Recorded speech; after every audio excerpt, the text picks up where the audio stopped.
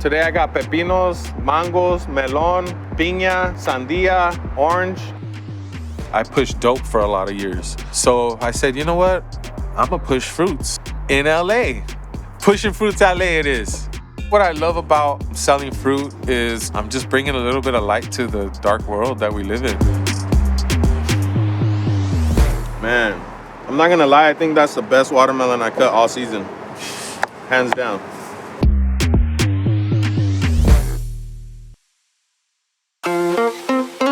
Hi, my name is Jorge Urrea, and I am the owner and operator of Pushin Fruits LA, and I'm here to tell my story. My whole mission isn't just to sell fruit. My mission is to mentor the kids that think they don't have a chance, the kids that have no hope, the kids that really don't care anymore. You know, I was that kid, you know. As a kid growing up in the city of El Monte, I bounced around a lot. My mom, she was a single mother. She struggled severely with depression. And, you know, after watching my poor mom go through all these suicidal episodes, it kind of rubbed off on me. At the age of 10, I find myself telling her I'm gonna kill myself, you know, and she dropped me off at a mental institution one day. I was just let down, you know, and that sadness turned into anger. And unfortunately, that changed into running the streets.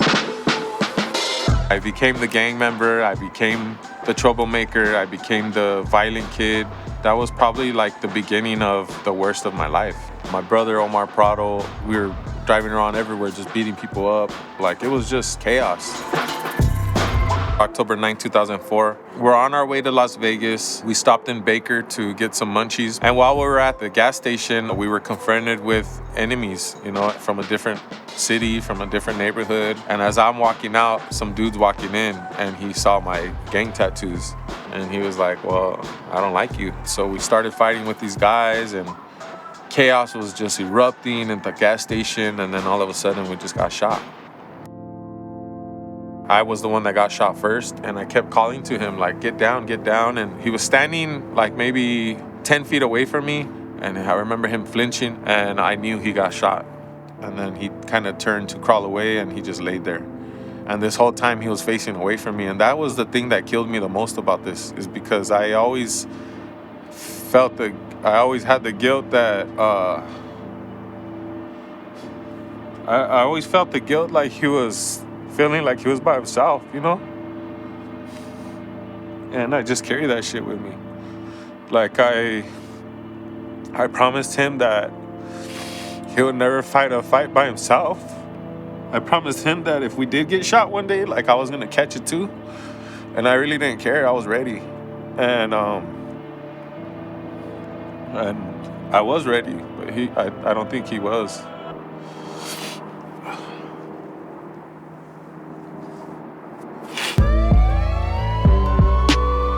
I got shot 5 times with a pretty high caliber gun, and it had hollow points, so it pretty much tore my whole left side up. Apparently I was there for like a total of 3 hours until the helicopter landed to pick me up. And next thing I know, they're rushing me into the operating room. I now started battling the mental side of being a victim of a shooting, losing a loved one, and you know, that depression turned into violence again.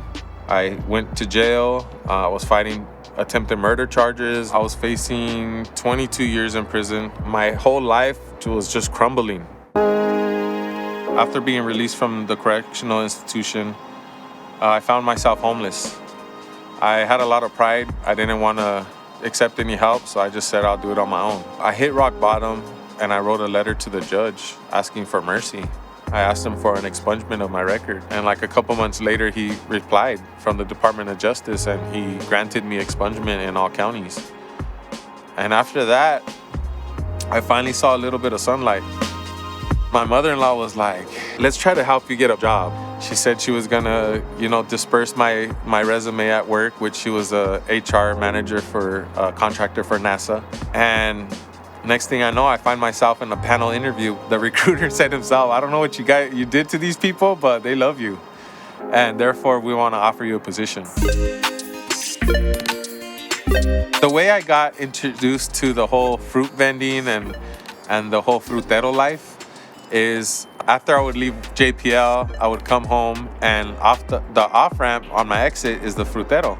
And I love sweets. I love, the chili and all that stuff. So of course I would stop, eat my fruit before I came home so I don't get in trouble for always eating stuff. And I would just converse with the guy.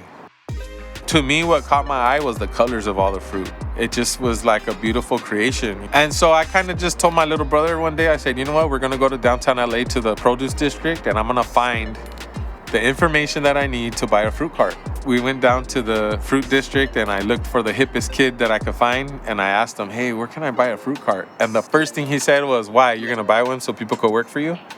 And I was like, no, I'm gonna buy one so I could work for myself.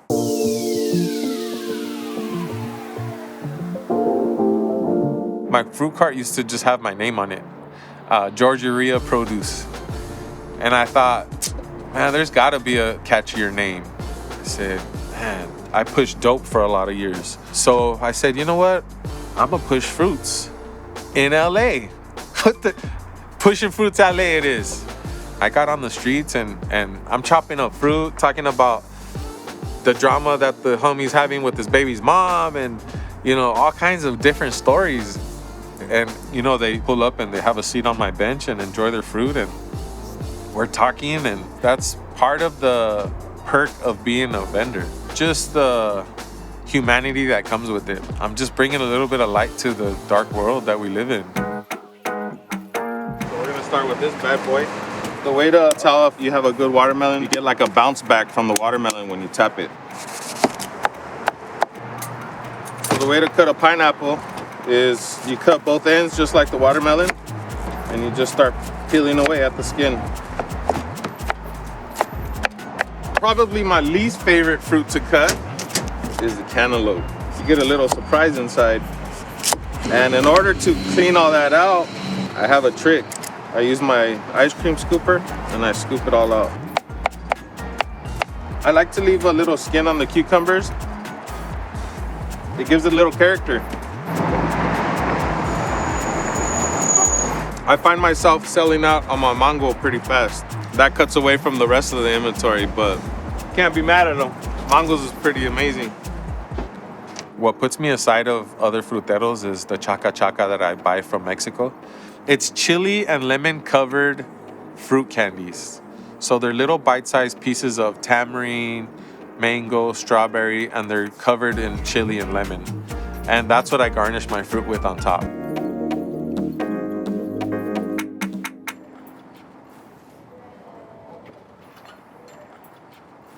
Oh man, today's a special day. I'm gonna speak to a group of kids, speak to them about some motivation and how to own your own company. I have an amazing project coming up with Soledad Enrichment Action, and that program is specifically in place to bring resources and positive influence to troubled youth. I was that kid, and I know for a fact that if I would have had a mentor in my life or a positive role model, that I would have been even greater than what I am right now. I just think the positive aspect of my hustle can bring hope to these kids. So my name is Jorge Urrea. I am the owner and operator of Pushin Fruits LA. Purpose of me here today is just to kind of, just come together, chop it up with each other, see where you guys are coming from. What's up, man? What you got going on though? Like what you struggling with? My boy Sane. Your boy Sane? Yeah. He passed away? Yeah. How long ago? Like a month ago. Really? Yeah. I'm sorry to hear that. Thank you. What are you struggling with? Just him mostly. Not being here? Yeah. Miss him? Yeah. I see the love you have for him. I see you're hurting, and by getting in trouble, you're low-key disrespecting his memory. You know what I'm saying? You get me? So you just gotta pray for him and live your life in his memory. Our loved ones that pass away, they ain't that far. Trust me.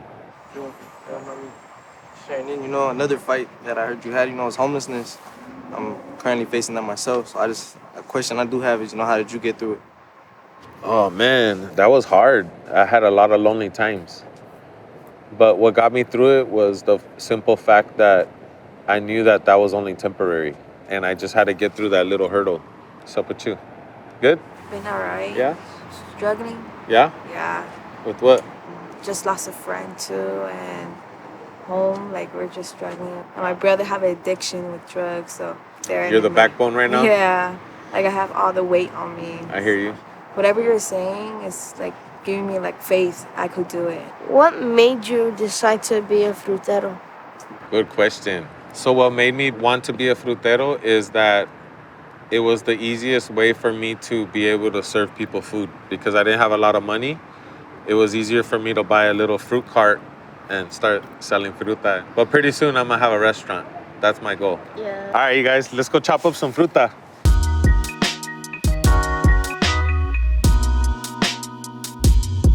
Hearing his story made me know that I'm not alone. Made me know that like I'm able to speak and I'm able to talk out about things, and just knowing that somebody else has shared that pain, somebody else has been through that experience, it makes me feel happy. It makes me, you know, feel joy in life because I know I'm not the only one.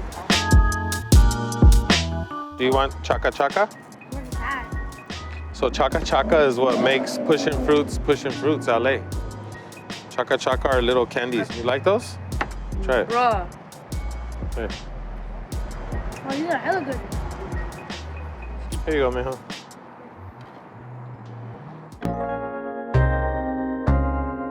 This Saturday, I have an amazing event coming. Myself and two of my friends, a Project Coffee Cup and Homies Catering. We're gonna be making and serving breakfast for 300 people in Skid Row.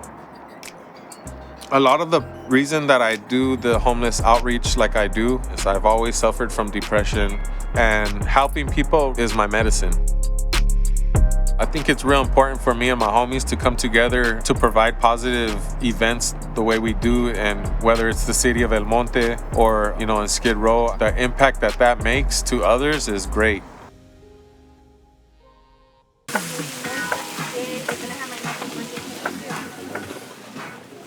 All right, attention everybody, every volunteer that's here, let me get your attention really quick.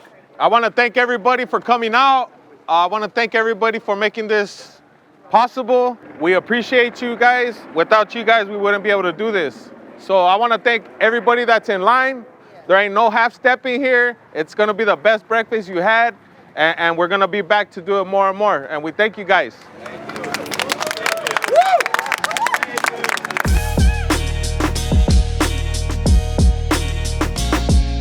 I got my boy right here, Jay from Homies Made Catering. He comes all the way from Arizona to help out, and look at him go. We got Jacob right here from Project Coffee Cup. He's the one originally that planted the seed in my head to do stuff like this. We like to go back and just tell the people that there is hope. We've all been through some type of hardships, but we overcome. So that's my main thing, is like share kindness and telling that there's hope at the end of the tunnel, you know? I think the friendship we have is, it's almost like a brotherhood. We all want the same thing. We all come down here for the same thing. We all practically lived on the streets and have come together, and each one of us has a piece to do what we do down here. I think we're all on the same mission to bring happiness. Less talking, more working, guys. Let's go. Sorry, boss. Being considered a food hero to me is, I get a little embarrassed because I don't see myself as a hero. I just see myself in like just trying to make a difference, you know?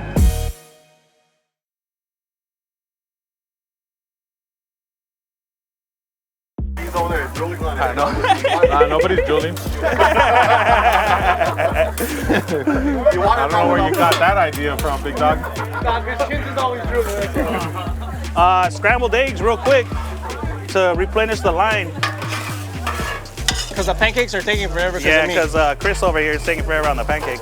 I'm a hood chef, and I would have never known to do eggs like that until today. And they're cooking right now easy, right? Yeah.